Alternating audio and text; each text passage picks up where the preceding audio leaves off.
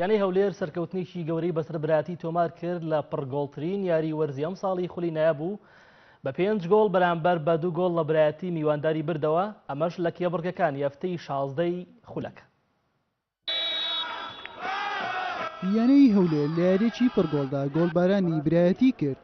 لە یاریەکانی هەفتەی 16می خولی نایابی یانەکانی کوردستان یانەی برایەتی میوانداری هەولێری کرد. لە نیوەی یەکەمی یاریەکە برایەتی کۆنتڕۆلی تۆپی زیاتر کردبوو، مەترسیەکانیشی زیاتر بوو، بەڵام هەولێر پێشکەوت. لە خولەکی 16 محەممەد خالید گۆڵی یەکەمی بۆ هەولێر تۆمار کرد.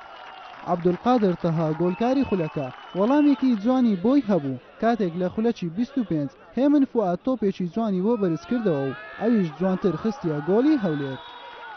لە دوا خولەکەکانی ئەم گێمە ناوبژوانی یاریەکە لێدانێکی سزای بۆ هەولێر ئەژمار کردو. ئەرکان ئەمیر دوای وەرگرتنی کارتی زەردی دووەم بە کارتی سوور کرایە دەرەوە. کۆسەت بایزیش لێدانا سزاکەی بە سەرکەوتووی جێبەجێ کردو. گۆڵی دووەم و پێشکەوتنی هەولێری تۆمار کرد. نیوەی یەکەمیش بە 2 گۆڵ بەرامبەر گۆڵێک بۆ هەولێر تەواو بوو. لە نیوەی دووەمی یاریەکە برایەتی هەرچەندە بە 10 یاریزان یاری دەکرد، بەڵام باشتر دەرکەوتەوە و لە خولەکی 62 سەفین مەنسوور گۆڵی دووەم و یەکسانی بۆ برایەتی تۆمار کرد.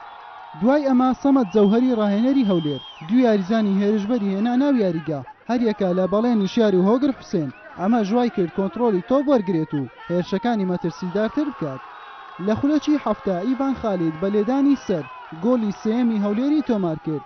7 خولەک دوای ئەمە بەڵێن وشیار گۆڵی چوارەمیشی بۆ هەولێر زیاد کرد و دووبارە دوای 7 خولەک و لە خولەکی 84 هۆگر حوسێن گۆڵی پێنجەمی بۆ هەولێر تۆمار کرد کە خاوەنی گۆڵی چوارەم و پێنجەمی هەولێر 2 یاریزانە گۆڕانکاری پێکراوەکانی سەمەد جەوهەر بوون.